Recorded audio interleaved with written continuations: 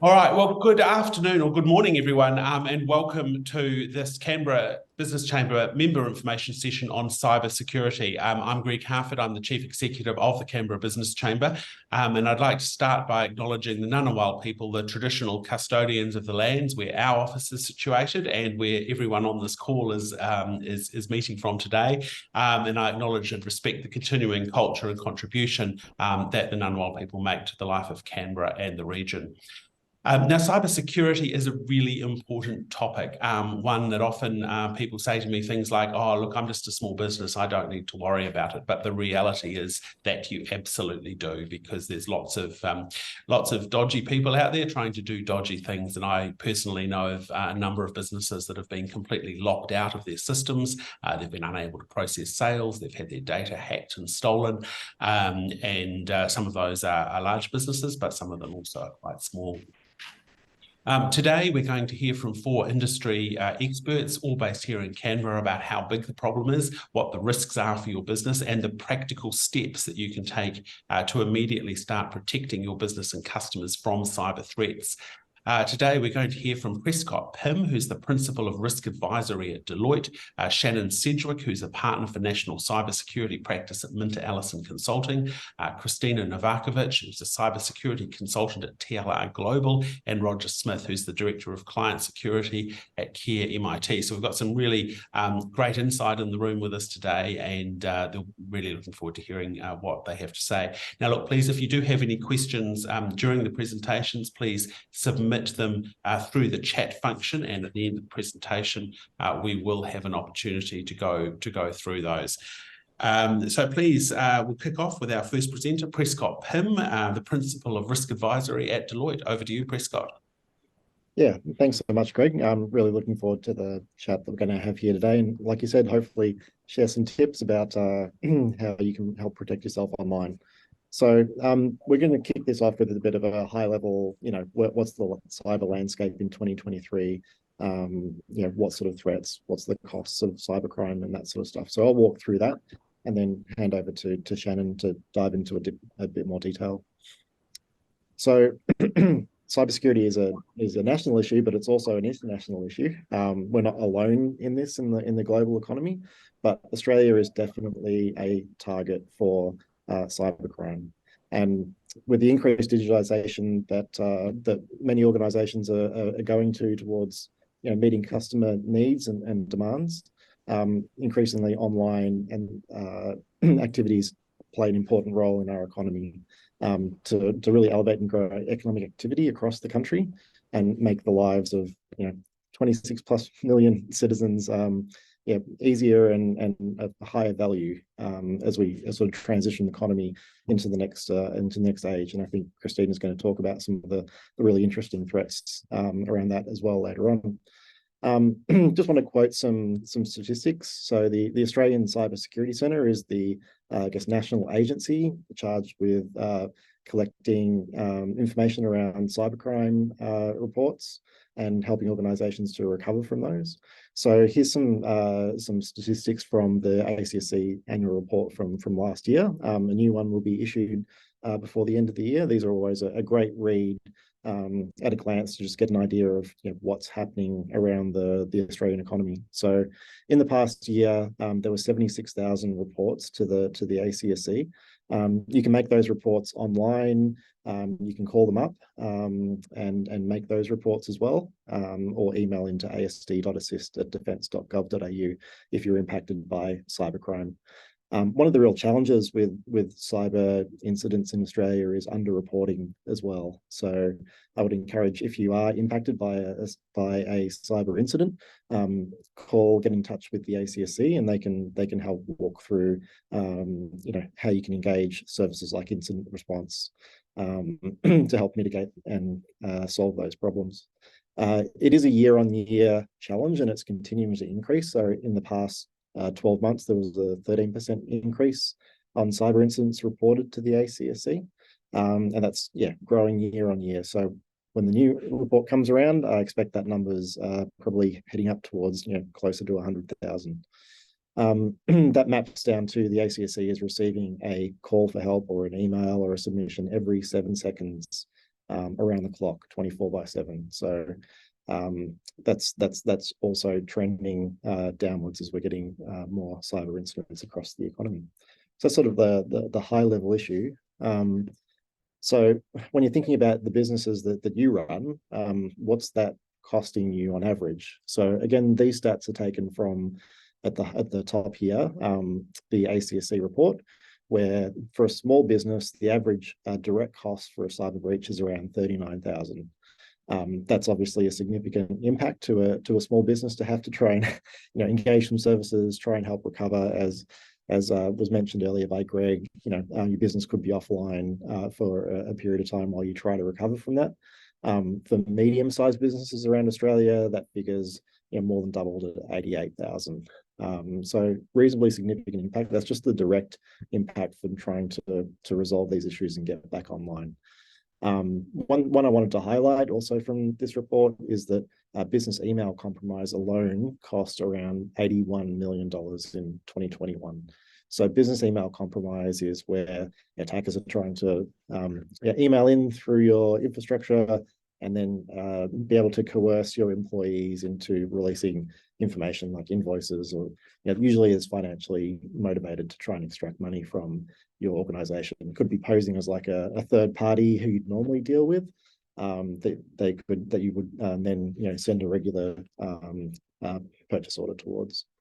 Stepping back from a larger perspective, the Australian Institute of Criminology estimates that the total economic impact across Australia from cybercrime was $3.5 billion. That's continuing to grow up year on year. So that's a roll up of all the types of economic cost that Australia is seeing, that we need to put mitigations in place to try and work through that.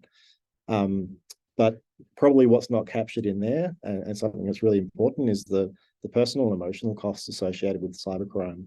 I know from dealing with the ACSC that quite often organisations have lost their, or people have called up and they've had significant personal impact and emotional distress as a result of cybercrime. So the more that we can do as professionals to help protect the community is something that I'm really passionate about. So if you are impacted by cybercrime, please reach out and seek support, because it can be quite a terrible thing to go through. One of the leading avenues for organizations to be compromised is ransomware. So this is where an attacker will install a program on your computer that will lock it up, hence the key icon here, and usually you have to pay a ransom amount to get the key to unlock your computer again. So the median cost of ransomware has doubled over the past 2 years. Verizon, who's a large US telecommunications provider, I think sort of similar to Telstra here in Australia, estimate through their annual data breach investigation report that for larger businesses, ransomware incidents can cost between $1 to $2 million each. So what these groups will do, they'll actually go and research what your organization does and try and extract the maximum value that's going to make you hurt and want to pay up that ransom. The general recommendation from the Australian government is to not pay ransoms for ransomware attacks, and engage ACSC similar services to that to be able to work through how you can resolve those without paying ransom. So what type of threat actors are out there and what are the risks? So threat actors come in all shapes and sizes. We'll start at the top with nation states. Given the current geopolitical situation, there's a number of nation states who will try to infiltrate Australian organisations to achieve their political means. This is something that's actually quite common, and typically, they won't necessarily dive in and knock on the front door for Department of Defence or something like that. A common avenue would be to try and leverage third-party suppliers to those organisations. So many of your members in your organisation will be providing services, especially in Canberra, to federal government departments. So they can use your organisations as a means to pivot and get access to more sensitive information within those larger organizations as well. So You've got to think about your total footprint from a cyber perspective, and what sort of influence you have in the economy. More commonly, we're going to see criminal gangs who are looking for financial profit. This has been rising year on year. They're very well organized these days. A lot of them will be providing, ransomware as a service. So, they've got an IT support line where hackers can call in and say, hey, I can't figure out how to exploit this particular machine, and they'll get some support and help from that. So that's how organized they are, is they have their own call centers. So it's very easy for them to reuse infrastructure and try and extract financial profit through cybercrime. Another large one is insider threats. So these could be employees at your organization that, for various reasons. It could be for revenge for something that happened to them in the organization. There might be certain causes that people are following. Sometimes even it's just misconfiguration. If you're not sure, or if you haven't configured your online tools correctly, like if you're using cloud services like AWS, if you haven't secured that infrastructure, that can be leveraged for attack. That also falls into the sort of opportunistic attack where people are just scanning the internet, looking for open systems that they can play around with and exploit as well. So that's the total picture of the types of threats that you're likely to see out there. From a Deloitte perspective, the longer term challenges that we see that are going to be impacting business, I sort of talked about this previously, is third party risk. And this is where we see things like the SOCI Act for critical infrastructure, sort of trying to mandate some stronger rules around reporting and what you need to do to make sure that you're not influencing critical infrastructure and placing that at a threat for national security reasons. Insurance is also a really tricky one at the moment because of the amount of cyber attacks that we're seeing. Insurance companies over the past few years have been a bit more reluctant to insure, and if they do, there's some fine print there. So my advice would be, don't think you can automatically be covered by insurance. You need to really look into, if you're going to take it out, what's the policy and how can they help you to recover from those situations as well. The other really big one is the geopolitical tensions that will continue to play out over the next few years. As there's some power struggles going on in the international community, we will see a couple of effects from this that will be either spillover attacks where other nation states are perhaps, like we've seen in Russia and Ukraine, we've seen a number of cyber attacks that have sort of splashed over and impacted the Australian economy, or it could be more targeted to try and exploit systems in advance of further kinetic actions that might happen down the track. So that's sort of the challenges we're going to see over the next few years. So are you a target for cyber threats? A lot of incidents don't discriminate on the type of organization. What they're trying to do is get a foothold, figure out what you have access into, and how they might be able to exploit that for further means. So we know that a lot of the cyber attacks can be mitigated through common frameworks. You may or may not use cybersecurity frameworks within your organization. A really good first step is to look at the ACSC Essential 8. It has a maturity model, and you can sort of look into that and detail, how effective you are at some of the controls to mitigate some of these risks. If you're a larger organization, you might have a cybersecurity function, in which case I'd encourage you to look into the NIST cybersecurity framework to sort of detail how you're going to run a cybersecurity program, how you identify, protect, detect, respond, and recover, and how you govern those processes as well. And also, if you want to provide a service to an organization and sort of certify that you're doing a great job around your information security protocols, ISO 27001 is a standard that you can work towards. That's a journey to go on if you want to go through full certification, but it can provide you some really good guidelines around the types of things you need to think to include in your information security and cyber programs. So That's all from me. So I'll hand over to Shannon now. Thanks, Prescott. No slides from me, so just get to listen to me talk about a few things. Following on from what Prescott was saying, I think it's important that there's an understanding from decision makers within the organisation, whether you're part of the crisis committee or the board, or in a mid to senior level management position, is the operational realities of incident response within your organisation, because we come across it time and time again, right? I've done a lot of work at the coalface of incident response around digital forensics and incident response, and also more often than not advising boards and crisis committees and executives on their obligations and best practice in regards to managing the entire life cycle of an incident. And there's always a lack of understanding about, we heard Prescott talk about the direct costs that are applied to Australian businesses, but what isn't often considered is the reputational damage. You go back 20 years, how you valued a company was in tangible assets, right? Think about your basic finance training, if you've done any courses in that, or an MBA or something, is, you value your organization to the sum of its tangible assets and amortize that for the life of the asset. Well, now in the age that we live in, most of an organization's value is tied up in intangible assets, largely goodwill and reputation. You look at Facebook, I think 70% of its value is tied up in its reputation.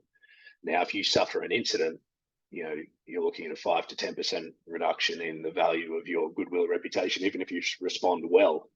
And that doesn't often happen, as we saw in the last couple of years, where some major organizations made some significant missteps in terms of their incident response, but not just their incident response, but also their communications with the market and the regulators, notwithstanding our Cyber Minister Claire O'Neill tarring and feathering them in a very public way.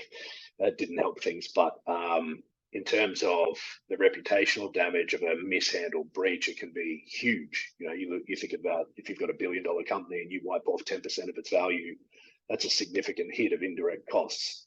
And it's very difficult to quantify in terms of lost opportunities and lost costs, because you're eroding customer trust and they just aren't going to buy from you from now on. They'll transition to other providers.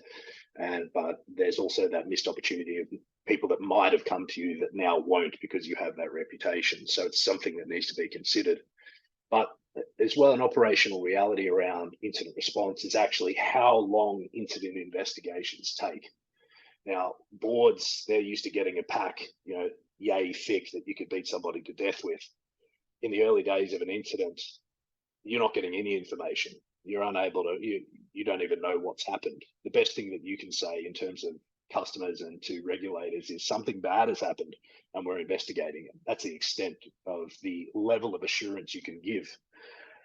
Because, talking about statistics and following on what Prescott was saying, the average data breach lifecycle in Australia from incident to containment is 311 days. That's an Australian specific statistic. That's 219 days between breach occurring and detection.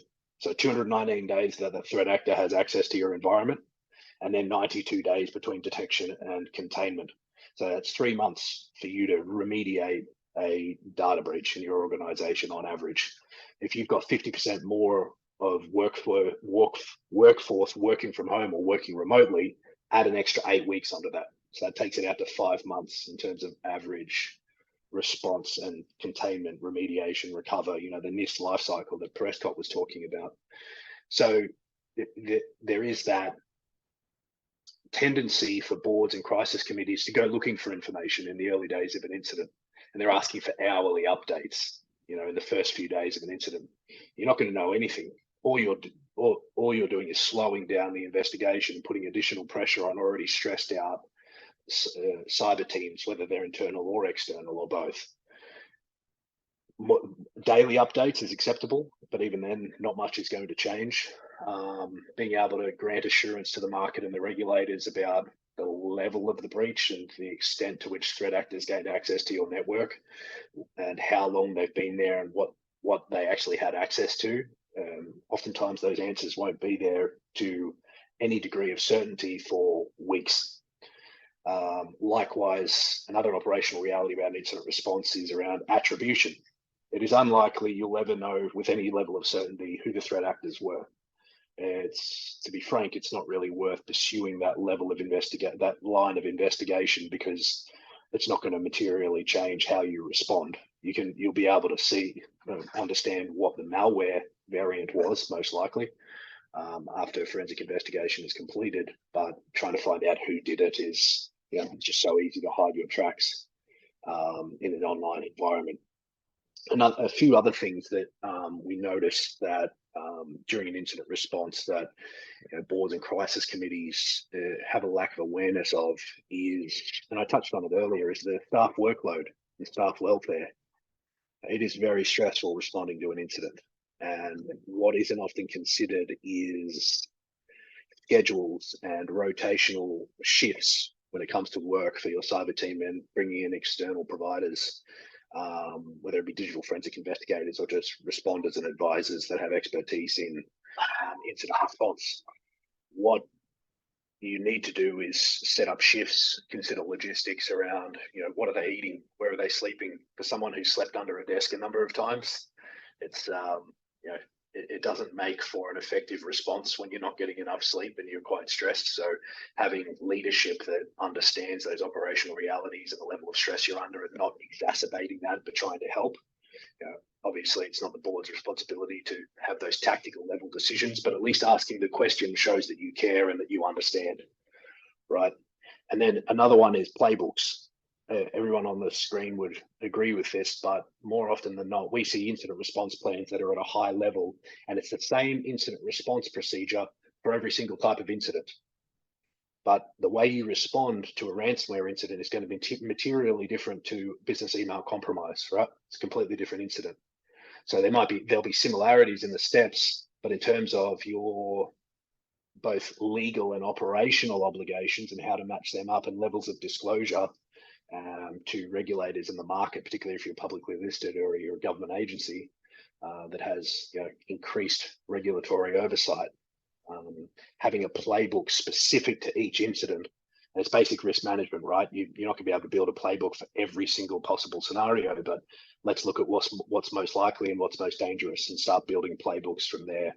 For ransomware, business email compromise, insider threat, and that should have it should clear up any understanding of roles and responsibilities, and likewise uncertainty around when to involve external counsel, or when to involve external IR teams.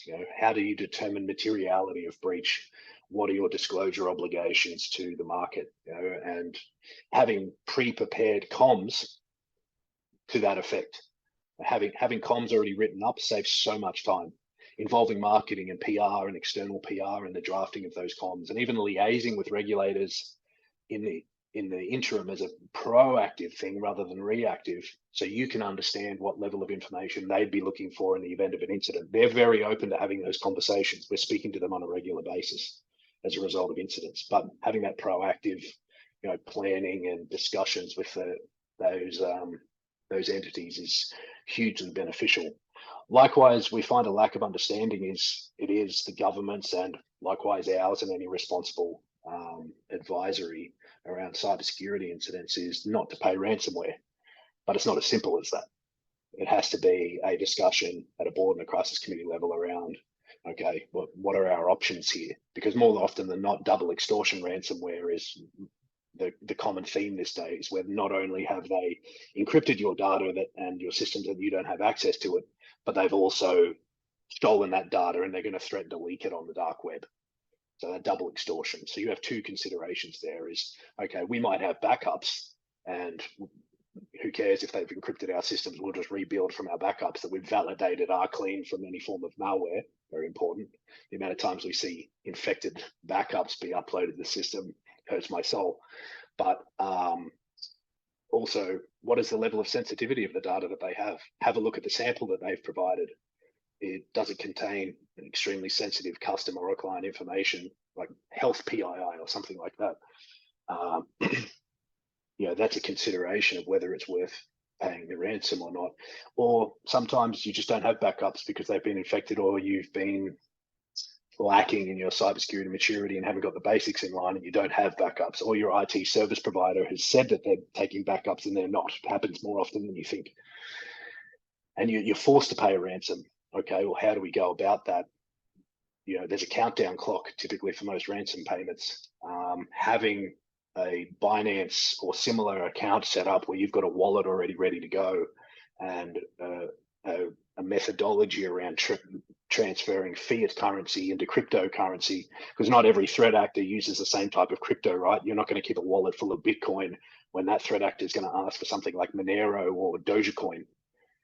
Having fiat currency ready to go and transfer into the form of crypto they're asking for, and then having skilled negotiators like us or others where we can come in, negotiate with the ransomware actor to have that payment taken down, and then speaking to legal counsel about, what are our obligations here? And again, I go back to the attribution point, right?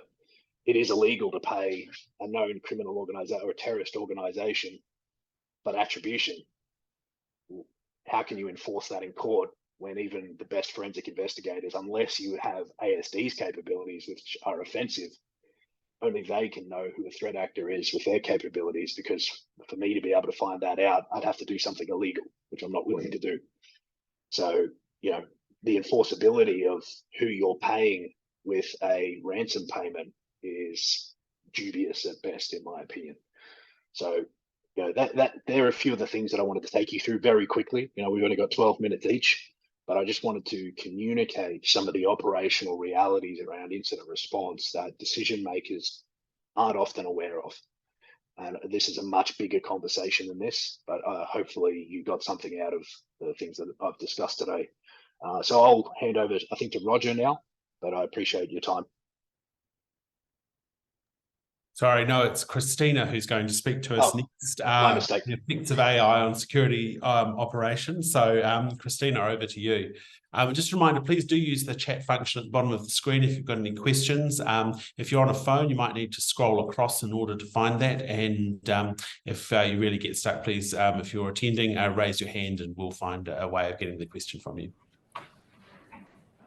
Okay. So today I'll be taking you through some of the emerging and evolving threats in the cybersecurity landscape, focusing specifically on AI and how it has led to DDoS attacks, quite simple attacks, becoming quite a bit more powerful and effective.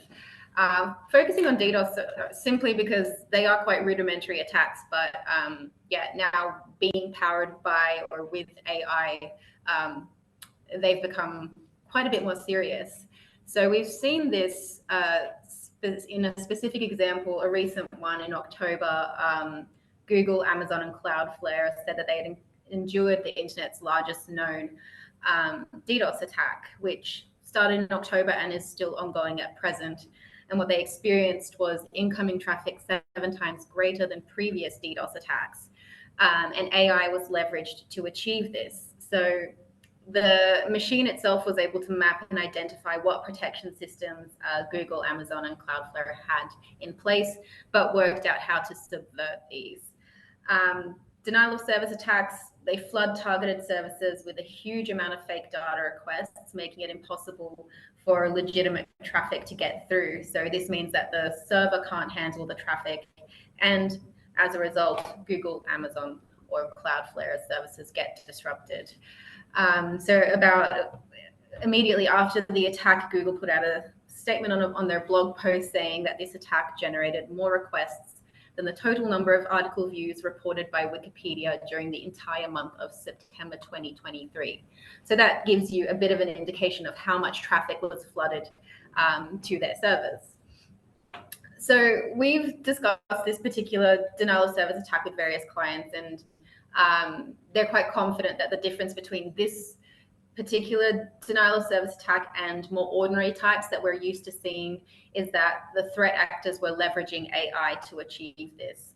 And so while ordinary denial of service attack may involve a team of hackers to do research, intelligence gathering on their target, so in order to identify vulnerabilities to exploit, this part of the process seemed to have been carried out by a machine.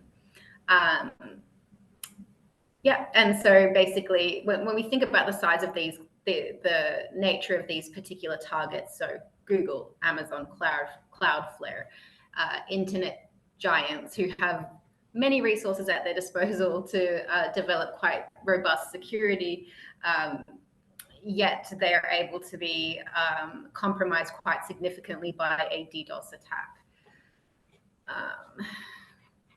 So it's useful to, when understanding the difference between this attack and more ordinary types of DDoS attacks, it's important to understand how cyber adversaries ordinarily do this. So in cybersecurity, we talk about the attack lifecycle, which describes the different phases of a cyber attack and informs users of how adversaries go about attacking, controlling, or stealing from their systems. So it involves all of these steps that you can see on the screen. So reconnaissance, weaponization, delivery, exploit, control, execute, and maintain. I mean, there's a few added ones there.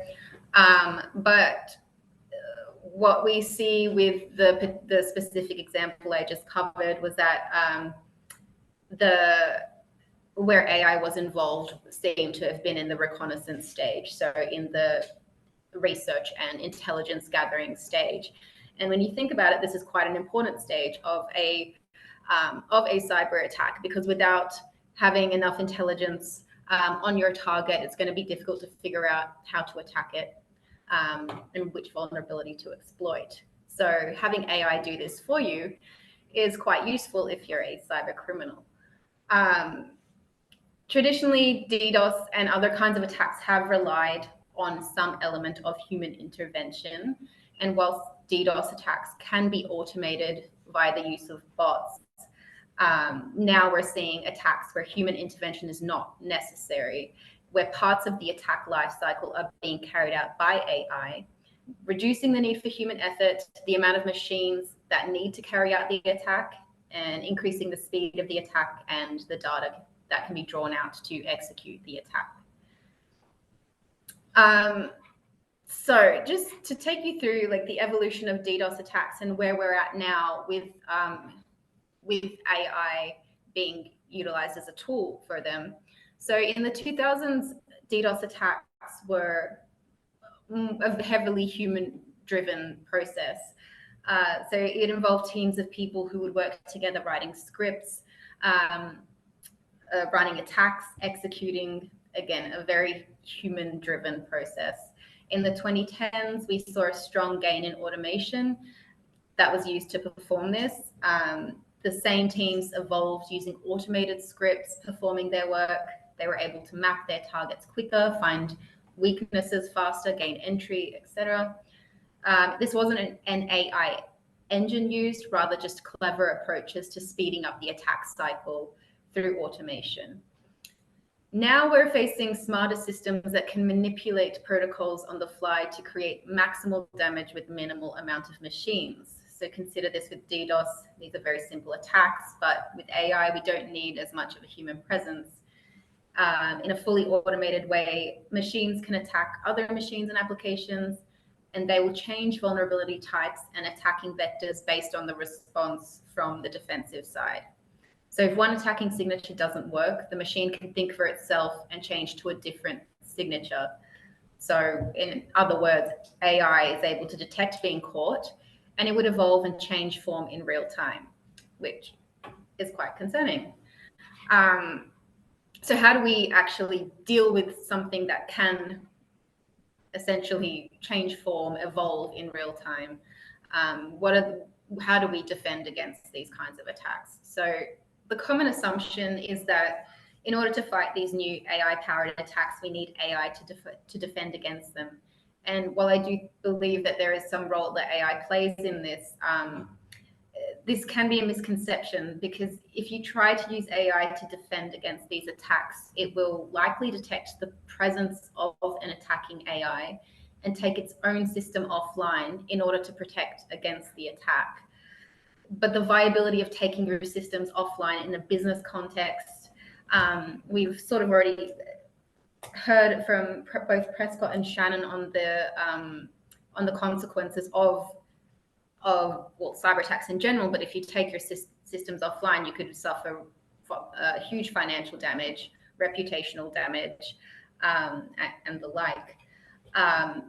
Thinking back to the examples of Google, Amazon, Cloudflare, these are massive companies that make a lot of money. So taking their systems offline one day would amount to a huge loss in revenue, but also leaving customers high and dry. So they have they provide quite crucial services to a large number of people.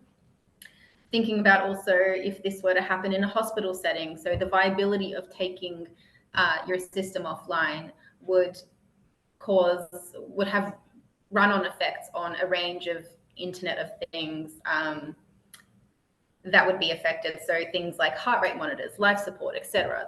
We cannot simply just shut things down when being attacked. So it's a bit more complicated than that.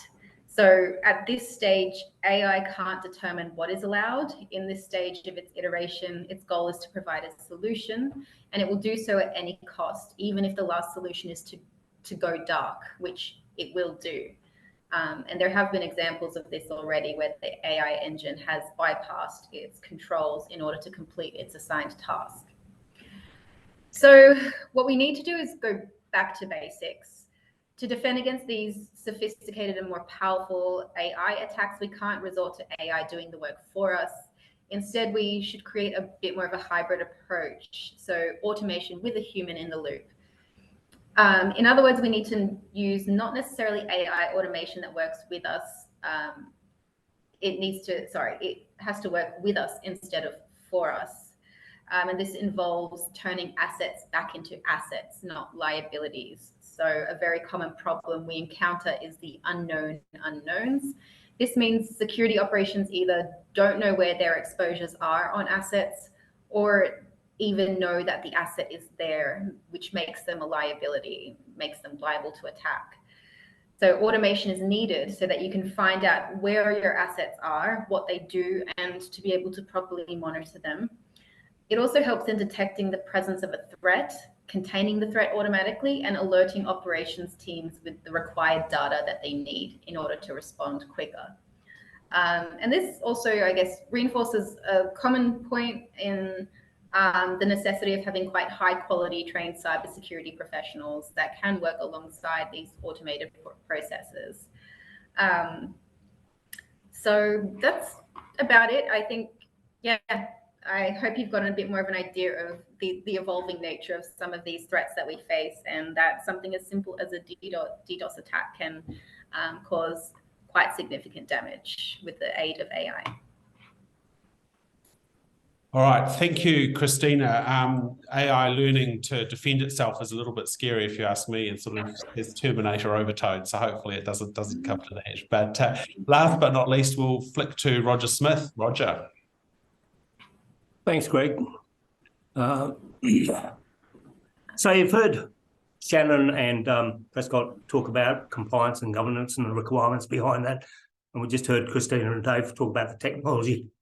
What I want to do is take you back to what you can do to actually protect yourselves at the level of an organisation. So just by doing some really basic things, you can actually up your security significantly, and that includes a number of really basic things if you look at it. One is your passwords. A lot of people in organizations have a standard password across the whole organization. They have the same password being used in different areas. They stick their passwords on the screen so that they can get to their bank accounts and do all sorts of weird and wonderful things that they need to do. So passwords have to be unique. So every site and service that you have a need to get into needs to have its own unique password. They need to be also long. 10 characters is recommended. We recommend 14, just because they have the capability of actually creating things called a rainbow table, which is these are the passwords that may be used by someone. And they also have to be complex. Everything on a keyboard is fair game. So if you're using unique, complex and long passwords, you can already see some of the problems that are going to arise out of that. So we also recommend either you have a standard that you use or you get hold of a password manager, and that will help you not only create passwords, but also make them harder, store them so you can access them, have other ways of actually using those systems. Some password managers you can use across an organization, and that will help you as a standard. Someone leaves, you don't have to worry about resetting passwords and all that sort of environment. Two-factor authentication. A lot of the things I'm going to tell you are really part of the Essential 8. And the Essential 8 is a really good level of what you need as an organization to get to. Two-factor authentication, multi-factor authentication is a third layer of security. So what you're getting is your username, password, and something else. And it doesn't matter what that something else is, as long as it is associated with a person or some device that that person has. What happens is it protects your login.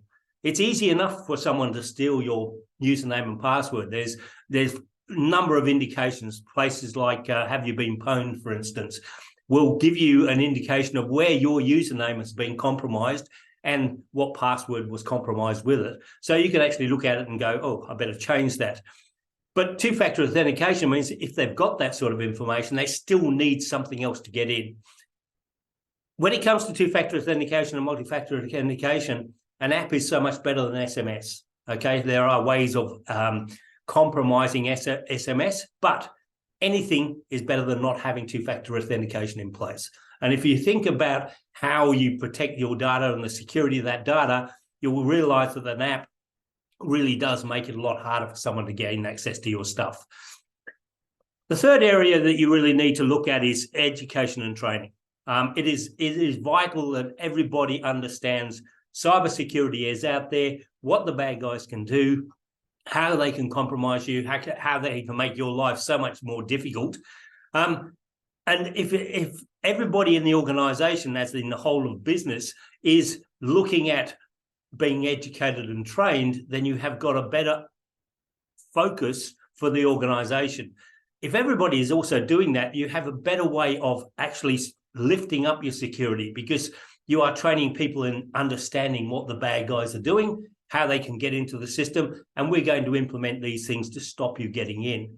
And doesn't matter if you're a board member or the cleaner, everybody has to understand this. And if you're implementing security policies, you need to tell people why you're doing it. It's no use for the C-suite executives or the owner of a business to come along and go, this is what we're going to do. Because the first question that people are going to ask is, why am I doing that? Why are you making my job harder? Because I've got to do all of this stuff. So you need to make sure that these people are doing what you need to do. And going back to what Shannon was talking about, create what-if situations. So in other words, by learning this is what could happen, building up your response plans. Okay, this is going to happen. Let's sit down and talk about what we're going to do if that does happen. What happens if we get malware on this computer or this network or this whole environment? What are we going to do? Who are we going to talk to? Why are we going to talk to them like that? And as Shannon says, create that communication before you actually need it, because that will save you a lot of problems going forward. Another area that you can utilize is the area of antivirus. And antivirus, I know there's a lot of people who say antivirus is useless.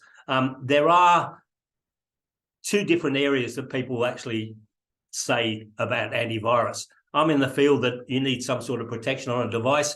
It's now called, it's not usually called antivirus, it's called endpoint protection. And endpoint protection can be put on every endpoint that's in an environment. That includes mobile phones, that includes laptops, that includes your servers. The second one is your firewalls. Every device has some firewall or sandbox of some capability. And what it does is it allows the device to communicate with the internet, but the internet to be stopped from going to the device. And if you turn it off, you lose that initial protection that's in place. There's a few other technologies, but you're also now starting to invest a little in that space. Intrusion detection, someone gets in, what are they doing, how are they doing it? Prevention, how do we stop them moving around the organization? How can we stop them getting access to those systems and assets that we have in place and build up something that we can actually fight against? And you need some sort of capability of taking all of that information and relaying it back to a system where humans, AI, have this ability to actually identify something is happening and do something with it. The last one I want to talk about is this one. Now, we've told that there's now a dual capability of the ransom systems that the bad guys are doing. One, they encrypt your data. The second is they steal your data before they encrypt it, and they will then sell it or put it on the internet. So there's a few things you can do with your backup environment. We've got one called the 3-2-1 rule, 3 copies of all data in 2 different locations, and one of those copies has to be disconnected. So it's not allowed to be connected to this system all the time. It's only connected when it does the backup. Now, the reason why you're doing that is to make sure that if something happens, you have somewhere to go. And you can also then use your backup to identify the data that has been stolen and the capabilities and the PII requirements that are going to go around that.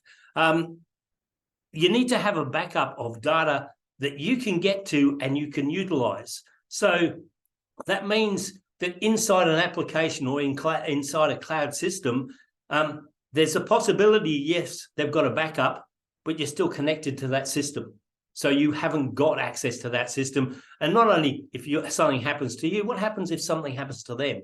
The application gets compromised, the cloud goes down, now you've got a problem, and you really now need to have something that you could actually utilize in that space. You need to build in resilience into every organization, and backups do that. They allow you to actually come to a point where you can say, well, we've got a backup. It's done every incremental 15-minute backup of all the data that we utilize. Something happens, we have that capability to go back to it. Again, as Shannon says, there's also the possibility that that system or the bad guys might have been inside your organization for a long length of time. So you may need to go back 6 months, 12 months to find out how long they've been in there and have you got a backup of that data. Business continuity, disaster recoveries, they are plans that you need to put in place just to make sure that if something happens, that you are not going to be playing catch up. And playing catch up in a cyber situation is not fun at all. But the most important thing you've got to look at is you have to start, okay? Most people think this is not important. It's not going to affect us. We're too small to be a target. You're not, okay? So when it comes to cybersecurity, start now. Because if you don't, you're going to regret it. And the number of times that we've walked into an organization who has been compromised, and the first thing is, I wish we'd done something about this, because you really don't want to be in that situation. So thanks, Greg. That's all for me. All right, thanks very much, Roger.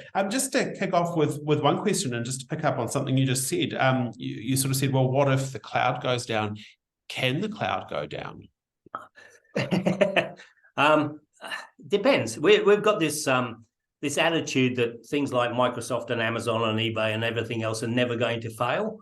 There's always a chance that they might get compromised. Someone might find a way of overriding all of their systems, and they've now got 1 million, 2 million, 10 million people who cannot access their data. Now, we've already seen that. Telstra had a problem a couple of months ago where you couldn't send an email or you couldn't send an SMS, okay?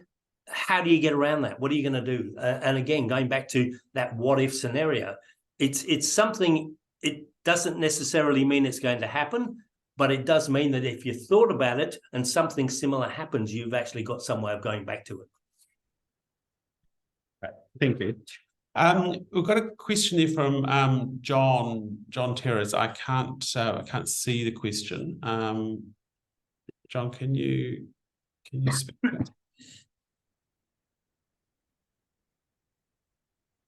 No, maybe not. Look, can I ask another question then? Roger, one of the key issues which kind of directly relates to privacy is what happens to the information that companies are holding. But the real question, of course, is, well, what do companies, why are companies collecting information? What do they need it for? Have you got any tips for kind of how businesses should be thinking about that issue? Yeah, we work on the principle that your data is an asset. And depending on how much data you're collecting depends on how important that asset becomes. Now, if you've got no need to collect things like dates of birth, driver's licenses, previous housing, anything along those lines, don't collect it, okay? Because what it does, it if you get compromised, you're not going to go into that PII environment, because the only information on your system might be first name, last name, email address, location, phone number, okay, which is relatively easy to get hold of. So you've just lowered your PII requirement. A lot of people collect data and they don't realize why they're collecting data. But in addition to that, you've also got an organization where someone might not be collecting data and someone might be collecting data in different systems. And again, this is where cybersecurity comes into it, where you're looking at the risk and the asset management component. Because if these two are different, what are they being different about? Why are they collecting those different areas of information? And if you can't justify collecting it, remove it from your database and don't collect it. Yeah, I might just add to Roger's point there that the timeliness of the information you're storing as an asset is important as well. You know, I know for me personally, I wasn't a Latitude customer for a long time, maybe 7 years, but still, you know, got caught up in that with the hack earlier in the year. So think about how long your business needs to keep that information for, and how you might purge that. Yeah, totally agree. Nick, I've come off mute as well now. Prescott, you talked earlier about there being 76,000 reports to the NCSC every year, and about how that's underreported. So how big a problem do you think this is overall? It's a good question. It's hard to quantify. I'm interested to hear the particularly Shannon's view, because he works in this space quite a lot as well. But I would estimate that probably the underreporting might be, you know, as much as 50%. Particularly a lot of compromises that might happen to individuals might not get reported. They might just lean on a friend or someone to help without actually, you know, registering that that's happened to them. But I think when an organization goes offline, they will try and call for help. So Shannon, what's your thoughts on that? Yeah, and you have to remember as well, as you know, we talk about the CIA triad in cybersecurity, the confidentiality, integrity, availability. Confidentiality is typically what everybody focuses on, because that affects your customers and the market's personal information. But you know, cyber attacks don't only affect your information; they can affect availability of systems. They might not even steal anything; they might just be going for disruption, which happens more often than you think. So, you know, the level of incidents, I agree with Prescott, it's probably in order of more than 50% being underreported. And likewise with the statistics that we have available to us around the costs to Australian businesses, it ends up being far more than what the statistics are telling us. So there's underreporting across the board, and you have to take it with a grain of salt. But those of us who are involved in incident response, you know, the math just doesn't make sense. If I'm responding to 3 incidents a week and consistently, and particularly in the holiday season, you know, I don't remember the last Christmas I had, because threat actors know when people are going to be on holidays, right? They target us on Fridays and Saturdays and Sundays, so Friday nights particularly, and on holidays. They know when we're going on holiday and staffing is underutilized. So, but if we're doing 3 a week, and that's just our organization alone, and you look at all the other incident responders who I know are flat out as well, it's a much bigger situation than you think. Can I just pipe in there? We run Fairstar in Fish Week, and we invariably get someone coming to us at least once a day who has compromised computers. His laptop's been compromised in some way. They've been involved in a scam, and that is a regular thing for my guys as they come in through the door. They don't get reported. I can guarantee that. So again, yeah, that's the number. Individuals fly under the radar completely, don't they, Roger? Yeah, that's right. Yeah. And on the flip side of that, I guess a further question is, well, how do you know that you've been successful? Because if you're a business and you're putting in place all these things that can be quite inconvenient to manage, in order to forestall an attack, is there any way of tracking kind of unsuccessful attempts? How does that? What kind of visibility do you get over that as a business owner?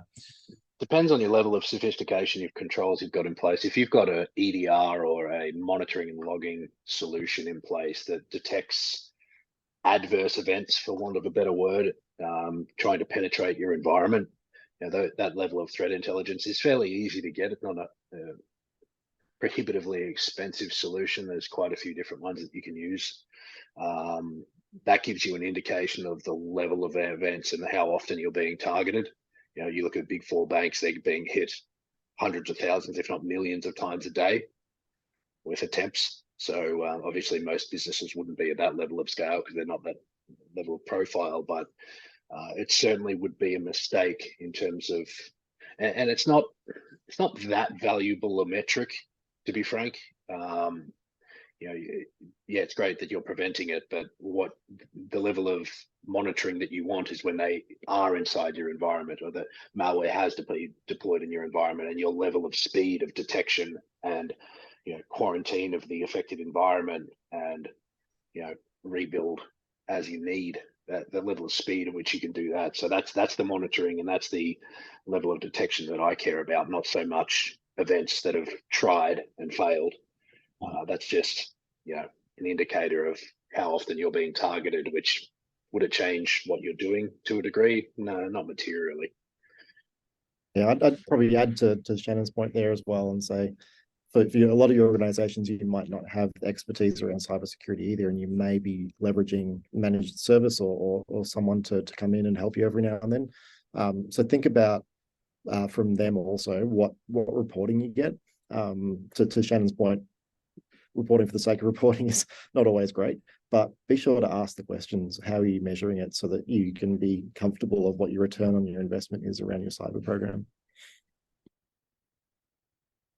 Perhaps one final question that was really relating to insurance, I think. Obviously, insurance companies are becoming a lot more concerned about cyber risk, and there's a lot more questioning from them around what you do within your business in order to qualify. What do you think are the kind of the key things that businesses need to do in order to make sure they can get cyber insurance at a reasonable rate? Or I have to jump in again on this one.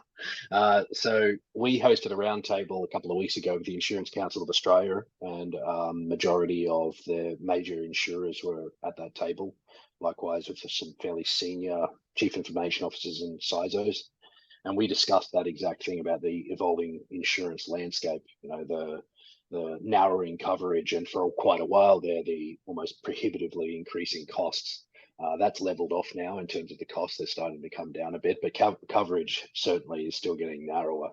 And where it's important for organizations to be able to assess the level of insurance that they need is, and it's rare that organizations do it, and usually when we do it for them, AI stress testing, not AI stress testing, insurance stress testing is they're in for a pretty bad surprise.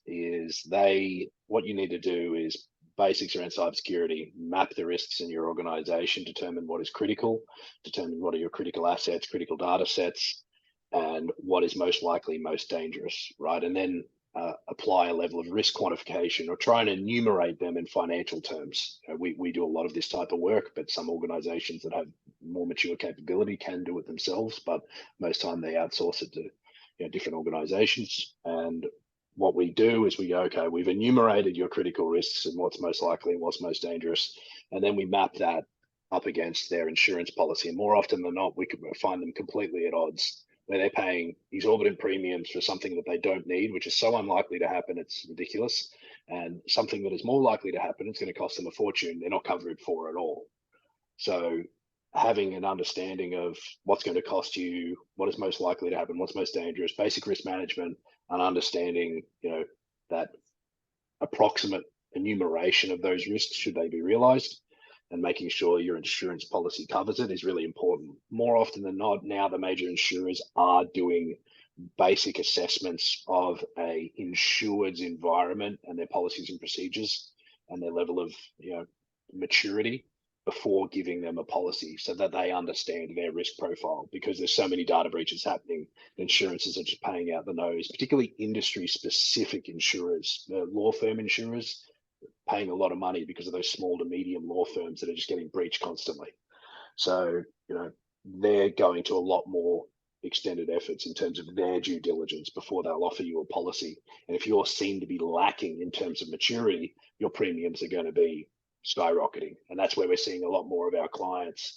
And this is some interesting statistics is, you go back only 12 to 18 months ago, 90% of our incident response engagements were via insurance panels. They were insured claims. Now that's gone down in the last 18 months to about 50-50, where they either don't have insurance or they're self-insured. So it's an indicator of, the lack of take up of insurance policies because of the cost or the lack of coverage. All right, thank you very much. So we're bang on 12 o'clock, which brings us to the end of our webinar. So look, I'd like to thank Shannon, Christina, Roger and Prescott for that really valuable insight that you've shared with us today. I guess key outtake for me really is be cautious, be worried about what AI is going to do and start now in terms of your cyber preparedness. And I know, you'd be happy to answer questions from anyone else who's attended this and wants further information. So please do reach out via the chamber. If you have any further questions, or we can put you in touch. So thank you very much for joining us. That's been really useful. Thank you.